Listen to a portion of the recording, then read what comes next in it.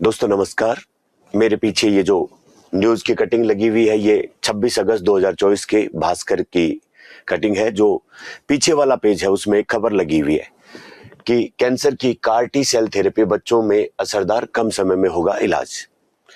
कुछ दिनों से आपने न्यूज़पेपर में भी और मैगजीन्स में भी और अलग अलग जगहों पर देखा होगा, ये कैंसर के उपचार की कार टी सेल थेरेपी काफी चर्चा में रही है। तो एग्जाम के हिसाब से भी उपयोगी हो जाती है क्योंकि बड़ा पब्लिक हेल्थ पर बड़ा असर डालने वाली है। तो क्यों ना इसके बारे में थोड़ा सा अगले 5-7 मिनट में जान लिया जाए कि ये क्या है और एग्जाम में किस प्रकार के सवाल आपके लिए बन सकते हैं। तो सबसे पहले हम जानते हैं कि कैंसर होता क्या है।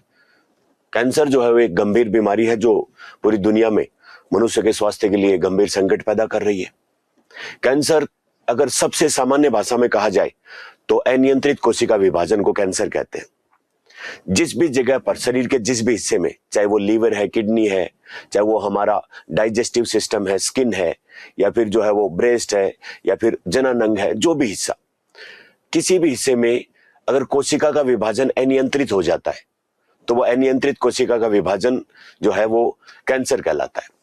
शुरुआत अवस्था एक ट्यूमर या गांठ से होती है, लेकिन एक बात यह भी ध्यान रखना जरूरी है कि सारी गांठें कैंसर की गांठें नहीं होती है। लेकिन जो कैंसर की गांठ होगी उसका आकार लगातार बढ़ेगा क्योंकि कोशिका विभाजन लगातार होता है। अब वो जो कोशिकाएं विभाजित हो रही है जिस जगह पर, वहां पर ब्लड की सप्लाई बढ़ती है और उस गांठ की कोशिकाएं या ट्यूमर की कोशिकाएं जिस जगह पर लगातार ट्यूमर बन रहा है कोशिका विभाजन से, उसकी कोशिकाएं ब्लड में शामिल होकर के शरीर के अन्य हिस्सों में भी पहुंच जाती हैं, जिसको कहते हैं कैंसर का पूरे शरीर में फैल जाना। इस आधार पर कैंसर को हम 2 भागों में बांट सकते हैं। शुरुआत में जिस लोकल जगह पर ट्यूमर बना है उसको बिनाइन कैंसर की अवस्था कहते हैं, और उसके बाद ब्लड के साथ सारे शरीर में कैंसर का फैलना मैलिग्नेंसी या मेटास्टेसिस कहलाता है। तो जिसको हम पूरे शरीर में फैल जाना कैंसर कहते हैं, उस अवस्था में कैंसर का इलाज मुश्किल होता है। शुरुआती लोकलाइज अवस्था में या बिनाइन अवस्था में कैंसर का इलाज आसानी से हो जाता है। अब ये कार टी सेल थेरेपी जो है ये हमारे सामने एक अवसर पैदा करती है कि हम पूरे शरीर में फैल चुके कैंसर या शुरुआती कैंसर का इलाज बहुत ही आसानी से कम समय में सुविधाजनक तरीके से कर पाए। तो सबसे पहले इसका पूरा नाम जानते हैं कि ये है क्या।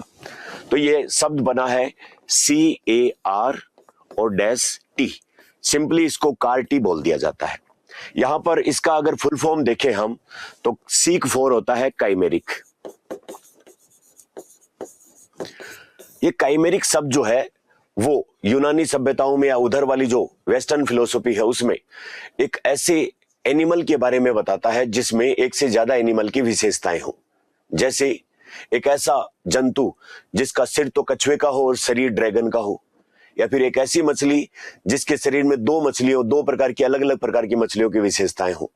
ऐसे जीवों को काइमेरिक जीव कहा जाता है। या फिर एक ऐसी पेंटिंग जिसमें बहुत सारे कलर आपस में मिश्रित हो रखे हो, कलर मिश्रित हो रखे हो, वो काइमेरिक पैटर्न ऑफ कलर बन जाता है। कुल मिला के काइमेरिक शब्द जो है वो ऐसे जो चीज को इंडिकेट करता है जिसमें एक से ज्यादा चीजों की विशेषताएं शामिल हो। उसके बाद अगला शब्द A फॉर एंटीजन आता है और उसके बाद R फॉर रिसेप्टर होता है, और उसके बाद -T, या फिर यूं कहें chimeric antigen receptor -T cell. T cell उसको कह दिया जाता है। सिंपली इसको कार टी बोल दिया जाता है, सिंपली इसको कार टी कह दिया जाता है। अब ये मामला क्या है, हम जानते हैं हमारे शरीर में होता है इम्यून सिस्टम या प्रतिरक्षा तंत्र, और इम्यून सिस्टम या प्रतिरक्षा तंत्र में अनेकों प्रकार की कोशिकाएं होती हैं, और उन अनेकों प्रकार की कोशिकाओं में एक जो है वो टी सेल भी होती है। और ये टी सेल जो है वो 2 प्रकार की है, टी हेल्पर सेल और टी साइटोटॉक्सिक सेल या TC cell. T helper cell जो है वो हमारे शरीर में बाहर से कोई भी हमें बीमार करने वाला बैक्टीरिया, वायरस या कोई टॉक्सिन जिसको कहते हैं एंटीजन, उसको पहचानने वाली कोशिकाएं होती है टी हेल्पर सेल। और ये जो TC सेल है वो बाहर से कोई वायरस, बैक्टीरिया या कोई भी एंटीजन आया उसको मारने वाली कोशिकाएं होती हैं या खत्म करने वाली कोशिकाएं होती है TC सेल। अभी ये जो कार टी सेल थेरेपी है उसमें ये जो टी सेल है, ये टी सेल जो है वो TC सेल काम में ली जाती है। आइए जानते हैं इसके बारे में, क्या कैसे ये काम करता है। ये थेरेपी काम करती है इस एक फ्लो चार्ट के माध्यम से, हम इसको समझे। ये कोई एक पेशेंट है जिसको कैंसर की बीमारी हो गई है। इस कार टी सेल थेरेपी में इस पेशेंट के ब्लड में से इसकी टी सेल अलग की जाती है, जैसे कि यहां पर दर्शाया गया है। इसकी टी सेल जो है वो इसके ब्लड में से अलग की जाती है। इस पेशेंट के शरीर से इसका ब्लड निकाला 1 यूनिट 2 यूनिट, और उस ब्लड में से टी कोशिकाओं को अलग किया गया। जैसे आजकल सामान्यतः जब डेंगू होता है तो हम बोलचाल में कहते हैं कि पूरा ब्लड नहीं चाहिए, सिर्फ प्लेटलेट्स चाहिए। ठीक वैसे ही जो ब्लड डोनर होता है, डेंगू के टाइम पर ब्लड देने जाता है तो उसके एक हाथ में से ब्लड निकाला जाता है, एक मशीन होती है, उस ब्लड में से वो प्लेटलेट अलग कर लेती है और बाकी बचा हुआ ब्लड उसको वापस से डोनर को चढ़ा दिया जाता है, यानी कि उसके ब्लड में से सिर्फ प्लेटलेट्स कोशिकाएं ली गई। ठीक वैसे ही ये जो कैंसर का पेशेंट है, उसके ब्लड में से उसकी टी सेल जो है वो पृथक कर ली जाती है। अब डॉक्टर और वैज्ञानिक इन टी कोशिकाओं का जो डीएनए होता है उस डीएनए में बदलाव कर देते हैं। ये बदलाव करने का उद्देश्य क्या है? बदलाव करने का उद्देश्य यह है क्योंकि हम जानते हैं कि टी सेल इम्यून सिस्टम की कोशिकाएं हैं और ये जो एंटीजन आता है हमारे शरीर में बाहर से, उसको मारने का काम करती है। तो यानी कि इन टी कोशिकाओं में बाहर से जो एंटीजन आया है उसको पहचान के मारने की क्षमता तो है, लेकिन हमारे ही शरीर में जो हमारी ही कोशिकाएं कैंसर की कोशिकाएं बन गई हैं, उनको ये टी सेल नहीं पहचानती है। अगर हमारे शरीर की कैंसर कोशिकाओं को ये टी सेल पहचानने लग जाएं, तो ये टी कोशिकाएं इन कैंसर कोशिकाओं को उस एंटीजन की तरह ही मारने का काम कर देंगी। अब चूंकि नेचुरल कंडीशन में हमारे शरीर की टी कोशिकाएं हमारी कैंसर सेल को नहीं पहचानती हैं, तो उस काम को करने के लिए कि ये टी कोशिकाएं कैंसर सेल को पहचाने एज ए एंटीजन, तो उसके लिए इन टी कोशिकाओं के डीएनए में वैज्ञानिक बदलाव करते हैं लेबोरेटरी में। अच्छा, बदलाव करने के बाद में ये जो टी कोशिका है वो हमारे शरीर की कैंसर कोशिकाओं को एज ए एंटीजन पहचानना शुरू कर देंगी। अब इस कोशिका जिसके डीएनए में बदलाव करके हमने लेबोरेटरी में तैयार कर लिया है, इसकी सेल डिवीजन या कोशिका के विभाजन के द्वारा इनको मल्टीप्लाई या इनकी संख्या को बढ़ाया जाता है। और जब खूब सारी संख्याएं लेबोरेटरी में हमारे पास ऐसी कोशिकाएं, टी कोशिकाएं जिनके डीएनए में बदलाव हो गया है, वो हमें प्राप्त हो जाती हैं, तो उस पेशेंट के ब्लड में वापस से इन्फ्यूज कर दी जाती है या उस पेशेंट के ब्लड के थ्रू ये कोशिकाएं उसके शरीर में पहुंचा दी जाती है। अब ये जो टी कोशिकाएं लेबोरेटरी में तैयार की गई थी, इन कोशिकाओं में वो क्षमता आ गई है कि इस पेशेंट के शरीर में जो कैंसर कोशिकाएं हैं उनको ये एज ए एंटीजन पहचानेंगी और एंटीजन पहचानने के बाद में उनको नष्ट कर देंगी। जैसे बाहर वाले वायरस बैक्टीरिया को नष्ट कर रही थी, वैसे ही ये डीएनए परिवर्तन के बाद टी कोशिकाएं उस पेशेंट की कैंसर कोशिकाओं को एज एंटीजन पहचान के नष्ट कर देंगी, जैसे वायरस और बैक्टीरिया को नष्ट कर रही थी। है ना आसान तरीका। सामान्य परंपरागत तरीकों में कैंसर का इलाज किया जाता था। लोकलाइज्ड ट्यूमर था, उसको पहले सर्जरी से निकालते थे, उसके बाद भी अगर कोई कैंसर कोशिका रह जाए, डॉक्टर को ऐसा डाउट हो, तो कीमोथेरेपी यानी कि बहुत सारी दवाओं को कॉम्बिनेशन में दिया जाता था, जिसका साइड इफेक्ट पेशेंट पे बहुत पड़ता था। अब कीमोथेरेपी से भी अगर मान लो डॉक्टर सेटिस्फाइड नहीं है, तो रेडियोथेरेपी मतलब सेक लगाए जाते थे अलग अलग रेडिएशन के, और उन सब के बाद भी गारंटी नहीं होती थी कि कैंसर दोबारा नहीं हो। पता लगा 2 साल बाद वापस से कैंसर हो गया।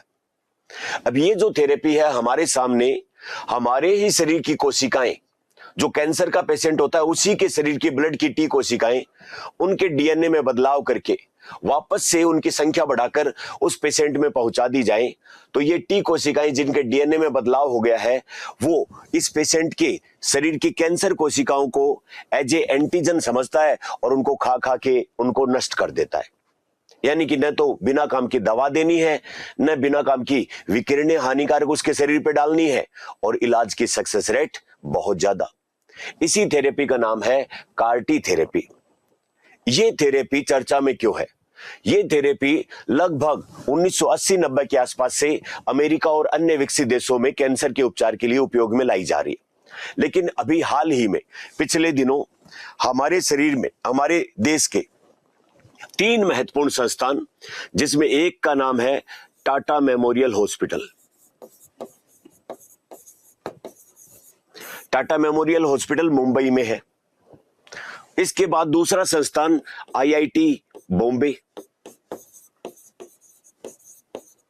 और आईआईटी बॉम्बे के प्रोफेसर्स की गाइडलाइन में काम करने वाली एक कंपनी जिसका नाम है इम्यूनो एसीटी। इन तीनों ने मिलकर के हमारे देश में कार टी सेल थेरेपी का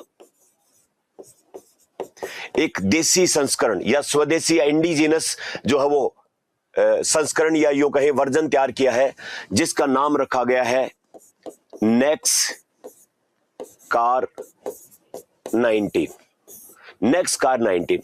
तो ये नेक्स कार 19 जो है वो कार टी सेल थेरेपी का ही हमारे देश में तैयार किया गया इंडिजिनस या स्वदेशी संस्करण है। हमारे जो स्वदेशी संस्करण कैंसर वो chimeric antigen receptor T cell therapy का जो तैयार किया गया है उसका नाम नेक्स कार 19 रखा है। हमारे देश में कोई भी नई चिकित्सा की पद्धति रोगों के उपचार के लिए अनुमति देने का काम करती है एक संस्था जिसका नाम है CDSCO, the central drug standard control organisation, CDSO। ये जो हमारी चिकित्सा मंत्रालय उसके अंडर में काम करने वाली महत्वपूर्ण संस्था है। इस CDSO ने पिछले वर्ष नेक्स कार 19 को भारत में कैंसर के उपचार की अनुमति दे दी है। हमारी माननीय राष्ट्रपति श्रीमती द्रौपदी मुर्मू जी ने इस नेक्स कार थेरेपी को राष्ट्र को समर्पित कर दिया। अब इसका इलाज जो है वो कैंसर के उपचार में किया जा रहा है। विदेशों में इस कार टी सेल थेरेपी की कीमत करोड़ों में होती है, जबकि हमारे यहां पर एस्टिमेट किया गया है 40-50 लाख रुपए के आसपास। अगर ये बड़े स्केल पर की जाएगी तो और ज्यादा सस्ती होगी, और सरकार अगर मदद करेगी तो हमारे देश में कैंसर के जो हजारों लाखों पेशेंट उपचार का वेट कर रहे हैं उनके जीवन को आसान बनाने में ये क्रांतिकारी साबित होगी। तो इसलिए एग्जाम के पॉइंट ऑफ व्यू से इस कार टी सेल थेरेपी का इंडिया के वर्जन का नाम क्या है, तो नेक्स कार 19 है। कौन जो है वो हमारे देश में अनुमति देता है नई चिकित्सा पद्धतियों की, तो CDSCO है। किसने इसको विकसित किया, तो 3 संस्थान का नाम आता है, टाटा मेमोरियल, IIT बॉम्बे और इम्यूनो एसीटी कंपनी। अच्छा, ये जो कार टी थेरेपी है ये किसके इलाज की है, आसान सवाल बने, तो कैंसर के उपचार की है। इसमें क्या किया जाता है, कैंसर पेशेंट का जो टी सेल है उनके DNA में बदलाव करके और उनको लेबोरेटरी में बढ़ाया जाता है और वापस से पेशेंट के शरीर में पहुंचा दिया जाता है, और वहां पर ये टी कोशिकाएं जिनके DNA में बदलाव हो गया है उस पेशेंट की खुद की कैंसर कोशिकाओं को ही नष्ट करने का काम करती है।